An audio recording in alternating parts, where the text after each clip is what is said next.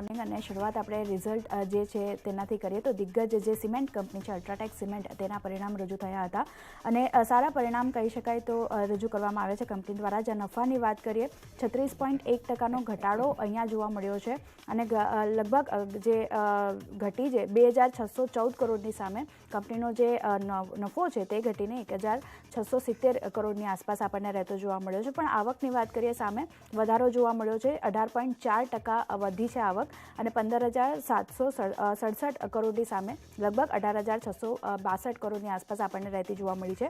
એબિટાના ફ્રન્ટથી જોઈએ તો ત્યાં પણ વધારો જોવા મળ્યો છે. 8.5% કંપનીના એબિટા વધતા જોવા મળ્યા છે અને એબિટા વધીને લગભગ 3,322 કરોડની આસપાસ આપણને રહેતા જોવા મળ્યા છે.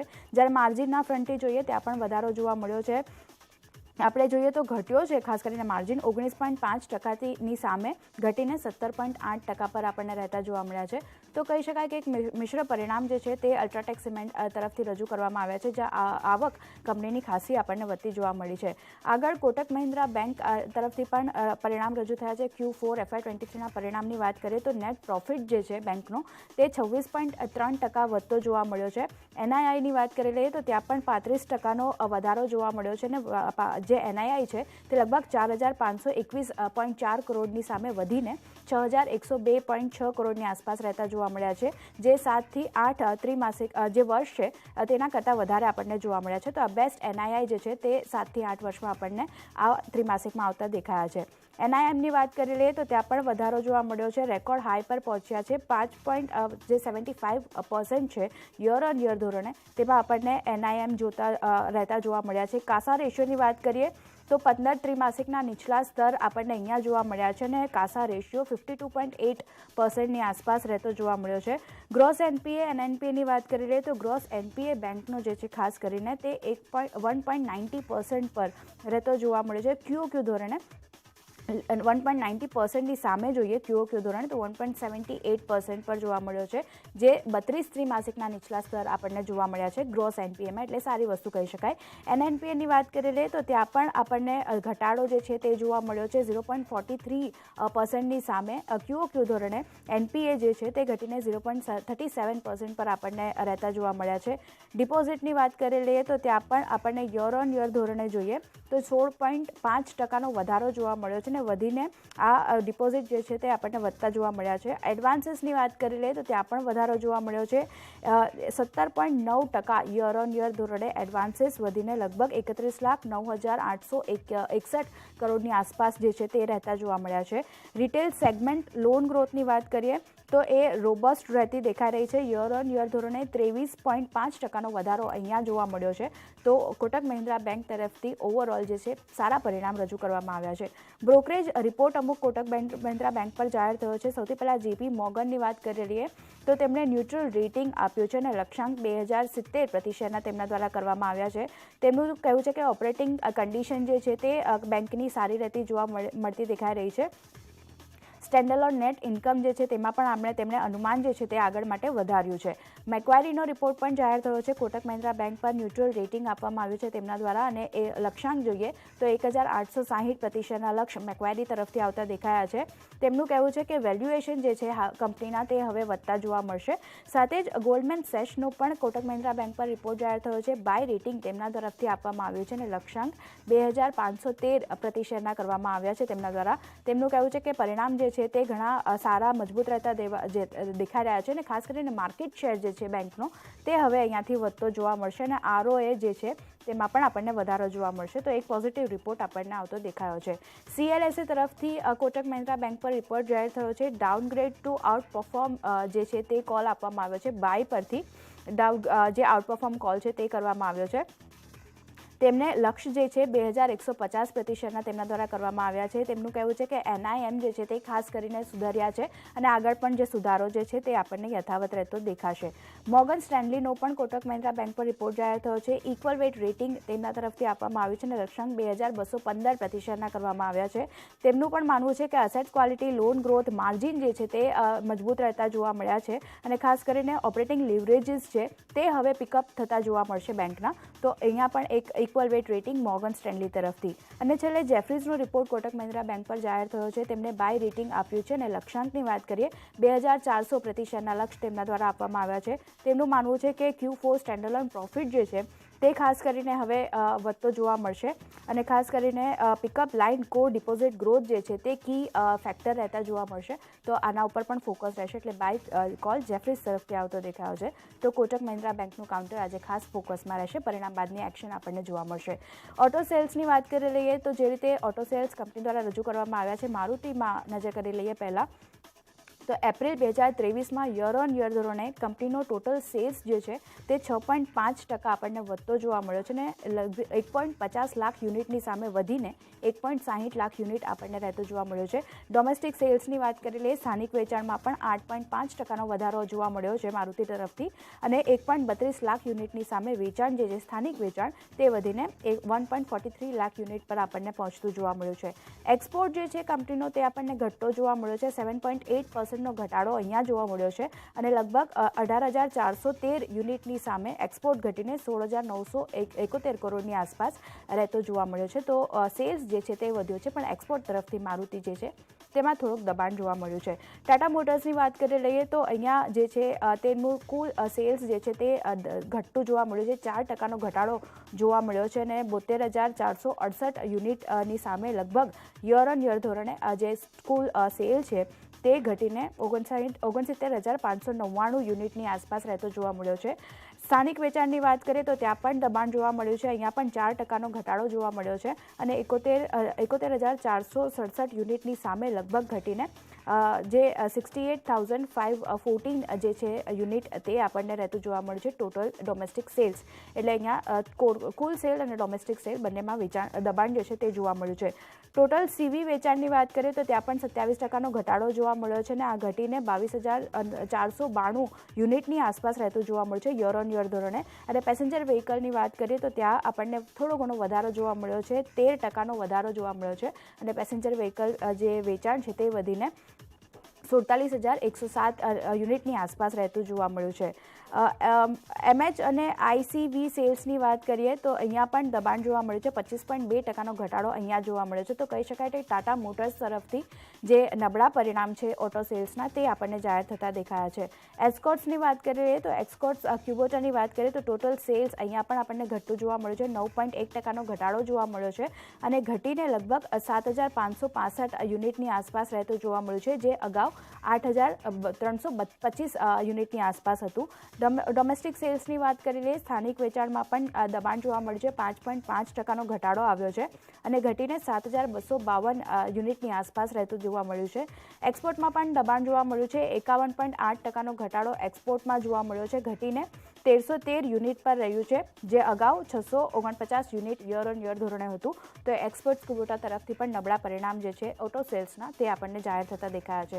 હીરો મોટોકોર્પની વાત કરી લઈએ તો ટોટલ સેલ્સ અહીંયા પણ ઘટતું જોવા મળ્યું છે. 5.3%નો ઘટાડો જોવા મળ્યો છે અને ઘટીને 3.96 લાખ યુનિટ પર રહેતું જોવા મળ્યું છે, જે અગાઉ 4.18 લાખ યુનિટ પર હતું. સાથે જ સ્થાનિક વેચાણની વાત કરીએ તો ત્યાં પણ 3%નો ઘટાડો છે અને ઘટીને 3.86 લાખ યુનિટ પર રહેતું જોવા મળ્યું છે. એક્સપોર્ટ્સની વાત કરીએ તો ત્યાં પણ આપણને જે દબાણ છે તે જોવા મળ્યું છે. 50.7% એક્સપોર્ટ કંપનીનો ઘટ્યો છે અને ઘટીને 9,923 યુનિટ પર રહ્યો છે યર ઓન યર ધોરણે, જે અગાઉ 20,132 યુનિટ પર હતો. તો અહીંયા એક્સપોર્ટ જે છે ખાસો એવો હીરો મોટોકોર્પનો ઘટતો જોવા મળ્યો છે. છેલ્લે ટીવીએસ મોટરની વાત કરી લઈએ તો ટીવીએસ મોટરમાં પણ આપણને જોઈએ તો કુલ વેચાણ જે છે તે આપણને વધતું જોવા મળ્યું છે. 4%નો વધારો અહીંયા જોવા મળ્યો છે અને વધીને 3.06 લાખ યુનિટ પર પહોંચ્યું છે, જે અગાઉ 2.95 લાખ યુનિટની આસપાસ હતું. ટુ વ્હીલર સેલ્સની વાત કરીએ તો ત્યાં પણ 5%નો વધારો જોવા મળ્યો છે અને વધીને 2.94 લાખ યુનિટ પર રહ્યું છે. સ્થાનિક ટુ વ્હીલર વેચાણની વાત કરીએ તો ત્યાં વધારો જોવા મળ્યો છે. 29%નો વધારો અહીંયા જોવા મળ્યો છે અને વધીને 2.32 લાખ યુનિટ પર રહ્યું છે, જે અગાઉ 1.80 લાખ યુનિટ પર હતું. ટોટલ એક્સપોર્ટની વાત કરીએ તો ત્યાં પણ દબાણ આપણને અન્ય કંપનીઓની જેમ જોવા મળ્યું છે. 36.8%નો દબાણ આપણને એક્સપોર્ટમાં જોવા મળ્યું છે અને એક્સપોર્ટ ઘટીને 71,663 લાખ યુનિટની આસપાસ આપણને રહેતો જોવા મળ્યો છે. તો ટીવીએસ મોટર્સ તરફથી પણ જે ઓટો સેલ્સ છે તે આપણને મિશ્ર રહેતા જોવા મળ્યા છે. કંપનીનો એક્સપોર્ટ ખાસ કરીને ઘટ્યો છે. આઈશર મોટરની છેલ્લે વાત કરીએ તો રોયલ એનફિલ્ડનું જે ટોટલ સેલ છે તે 18% વધતું જોવા મળ્યું છે અને વધીને 73,136 યુનિટ પર આપણને પહોંચતું જોવા મળ્યું છે, જે અગાઉ 62,155 યુનિટની આસપાસ હતું યર ઓન યર ધોરણે. અને કમર્શિયલ વ્હીકલની વાત કરી લઈએ તો અહીંયા જે કુલ સેલ્સ છે તે 18.9% વધતું જોવા મળ્યું છે અને વધીને 6,567 યુનિટની આસપાસ આપણને રહેતું જોવા મળ્યું છે. તો આ ઓવરઓલ ઓટો સેલ્સના આંકડા છે, જ્યાં જે એક્સપોર્ટ ખાસ કરીને આપણે વાત કરીએ કંપનીના તો આપણને ઘટતા જોવા મળ્યા છે. તો આ અમુક જે ન્યૂઝ બેઝ અને પરિણામ બેઝ રિએક્શન હતા તે આપણને આજે સ્ટોકમાં જોવા મળશે. પણ નીરજ, ખાસ કરીને અન્ય કયા જે પરિણામ આવ્યા છે તેની અસર આપણને જોવા મળશે આજે? જી, આજે ઘણા બધા પરિણામો તો છે, પણ પરિણામની સાથે અમુક ન્યૂઝ પણ છે. તો પહેલાં થોડા ન્યૂઝ પર નજર કરી લઈએ. તો રિલાયન્સની સૌથી પહેલાં નજર કરીએ તો રિલાયન્સની જે મહત્વની બોર્ડ બેઠક છે. આપણને ખબર છે કે જીઓ ફાઇનાન્શિયલ સર્વિસીસ સાથે જે એનું ડીમર્જર થવાનું છે એને લઈને આજે નિર્ણય કરવામાં આવવાનો છે. અને જ્યારે પણ આ ડીમર્જર થશે ત્યારે રિલાયન્સ ઇન્ડસ્ટ્રીઝના એક શેરની સામે જીઓ ફાઇનાન્શિયલ સર્વિસનો એક શેર આપવાની વાત કરવામાં આવી છે. તો આજની આ બોર્ડ બેઠક પર ખાસ નજર રહેશે કે ત્યાંથી શું નીકળીને આવી રહ્યું છે. ત્યારબાદ વિન્ડફોલ ટેક્સ પર નજર કરી લો. સરકારે ઘણી બધી વખત વિન્ડફોલ ટેક્સમાં ફેરફાર કરી છે અને હવે તો જે ક્રૂડ છે એ પણ $80 નીચે આવી ગયું છે. તો સરકારે જે વિન્ડફોલ ટેક્સ છે એમાં પણ 36%નો કાપ મૂક્યો છે. જે પહેલાં 6,400 રૂપિયા પ્રતિ ટન હતો ત્યાંથી ઘટીને અત્યારે 4100 રૂપિયા પ્રતિ ટન પર પહોંચ્યું છે.